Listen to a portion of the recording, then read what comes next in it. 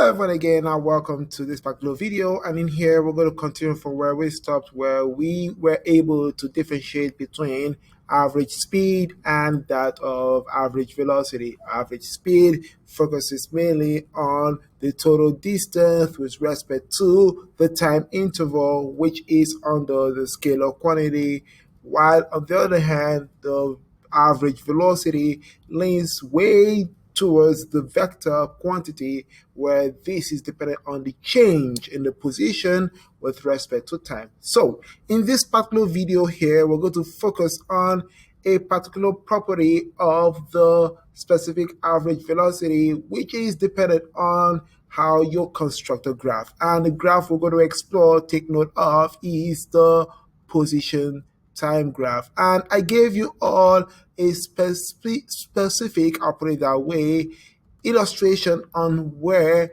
to understand what it means for various forms of graphs that illustrates the position time graph. And so in this video, we're going to look at a couple of case scenarios in terms of the graphing and how the graphing interpretation influences various motion of objects. So first case scenario is when we have stationary objects, and for you to understand when an object is stationary, it not only has to do with the position but also the specific direction. So take note that first is when you have your graph, and in this particular case here we have our position versus that of our time.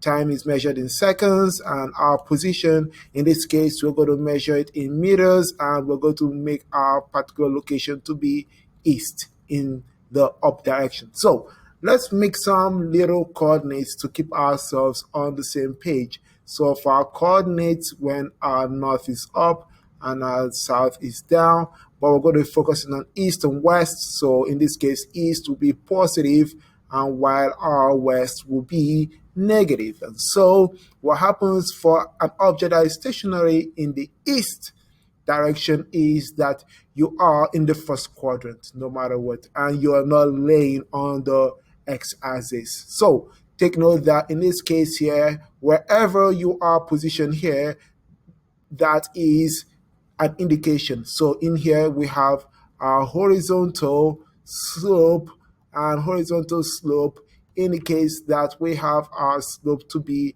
equal to 0. Therefore, our specific average velocity is equal to 0 meter per second. And take note that this is in the east direction, and you're asking yourself, where in the east direction? Which means that where all comes down to what your level is right over here. So this gives you the specific value of your position respect to your time. And so how long you stay stationary all comes down to the measurement of the time. So the time value here indicates from time 0, which is right here, or from any time you start off with to where it ends, t final, that is how long you are staying stationary or at rest. Now, this here is different from the other case scenario where you have a horizontal line always, but take note that on the other case, we are now focusing on the fourth quadrant. So where this is our time in seconds, and this is our specific displacement or position, sorry. And here we have our specific measurement, which is in this case east. So take note here that when your horizontal line is now below the x-axis and it is now positioned in the fourth quadrant, this indicates that from your reference point, which is right here, all the way down, we are going opposite, or we are at the other side of our reference point. And so therefore, our value here, take note that since it is a horizontal slope, this tells us that yes, our m, which is our slope variable, is equal to 0. Therefore, our specific average velocity is equal to 0 meter per second. And take note that this is in the location where? West.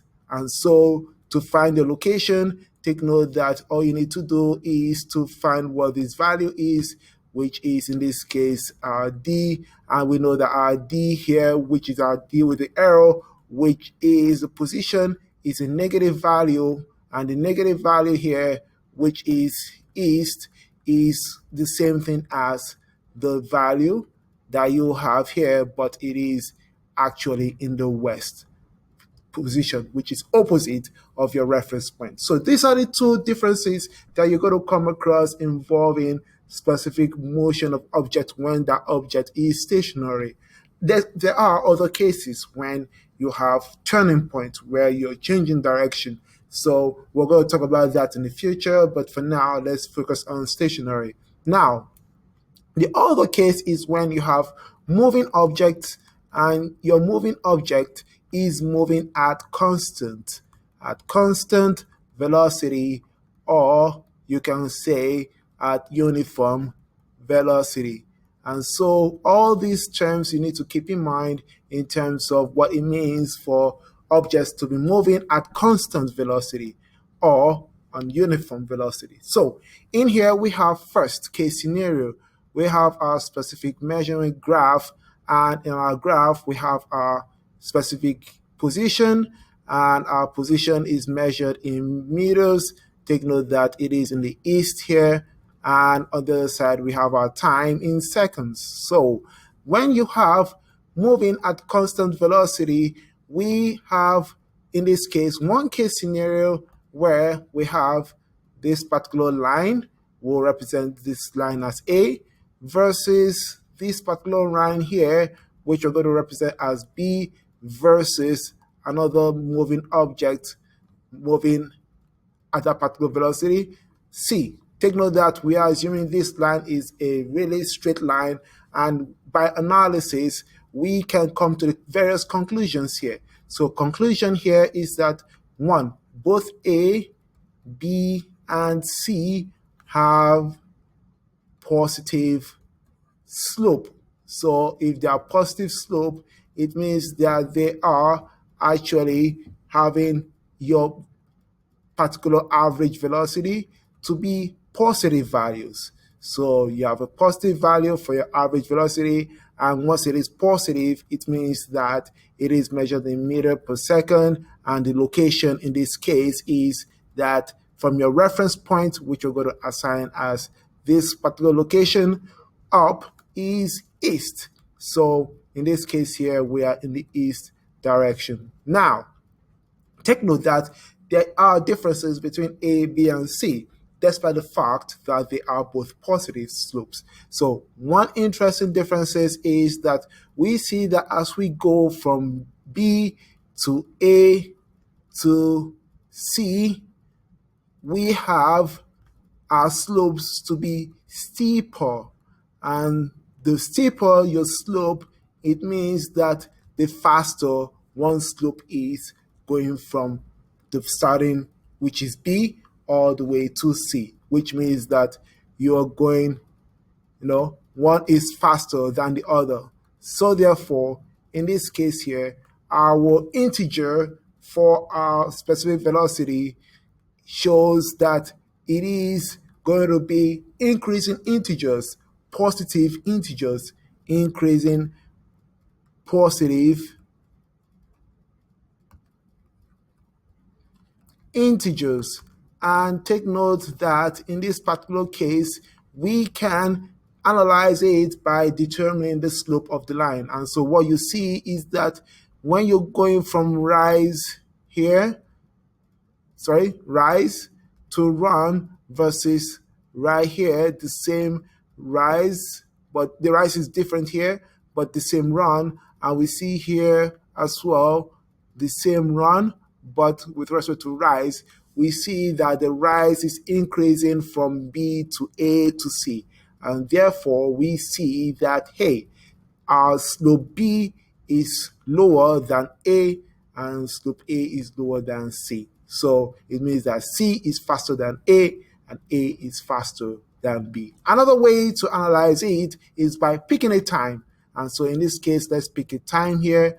And from the time we pick, we're going to go all the way up and we're going to measure the position at that time. So let's say, for example, if time means that we have 2 seconds later, object A or object B in this case has a lower position compared to object A, which has a higher position, and object C has the highest position under 2 seconds, which means that we have been moving objects, but one is faster than the other, and the other one here, this one is faster than this, and this here is faster than that. So that is how you're able to analyze it. And take note that this is applicable when it is also at the fourth quadrant as well. So keep that in mind, involving fourth quadrant.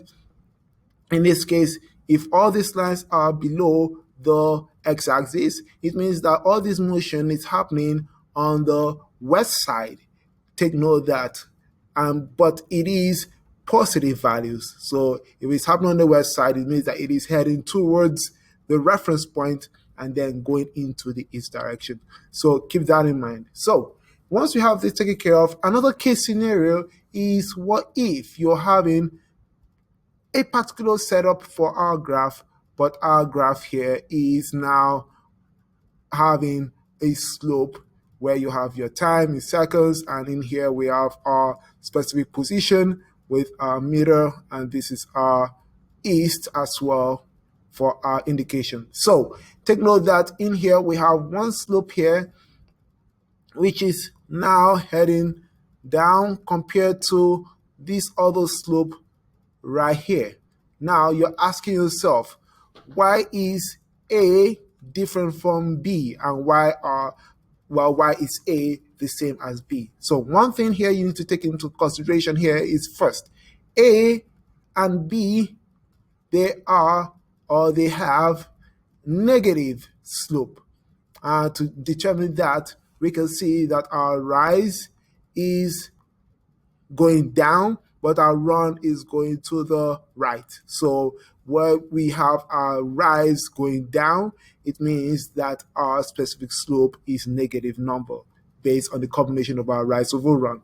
That is one thing to take into consideration here. So therefore, it means that our specific average velocity is negative, and the negative value means that it is in meter per second, and take note that it's negative east direction. So if it's negative east direction, this here is the same thing as meter per second in the west region. So please make sure you keep that in mind. Or you can say that they are both heading away from the east direction, which means that it's going towards the west direction. So please make sure you keep that in mind.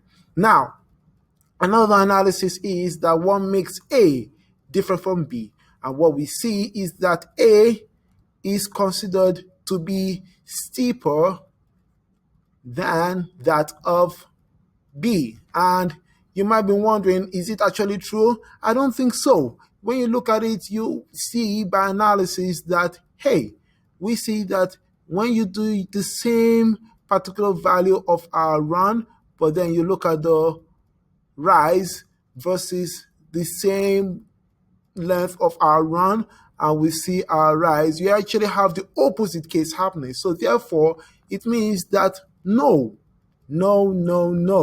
A is not steeper than B. However, B is steeper than A. And so if B is steeper than A, it means that we have our specific velocity, average velocity of B to be a bigger negative value. So I'll put it here, bigger negative integer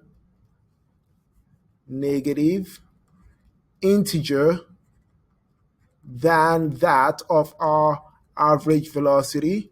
I'm going to use my arrows just to properly assign it for A. And so that is how we have these particular comparisons happening right here.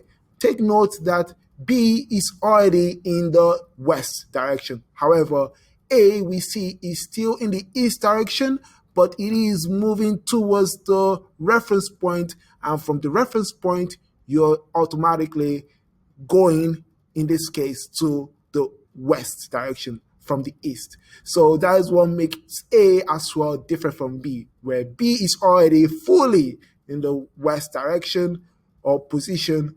Your A is still on this part here, east, but it is going back to the reference point, which is right here, and then it automatically enters the west side. So that's how you're able to analyze these two types of graphs, one involving stationary objects.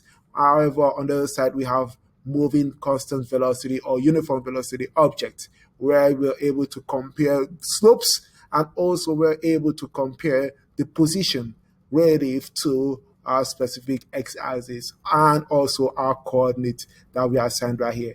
Take note that on our next video, we're going to build on this by relating our position time graph to our velocity time graph, and how this is going to be different from a non-uniform velocity graphs. So thanks for following me through this. Truly appreciate it. See you on the next video. If you have any questions, please don't hesitate to reach out. By that way, I can talk to you soon. Stay smart as always and believe in yourselves.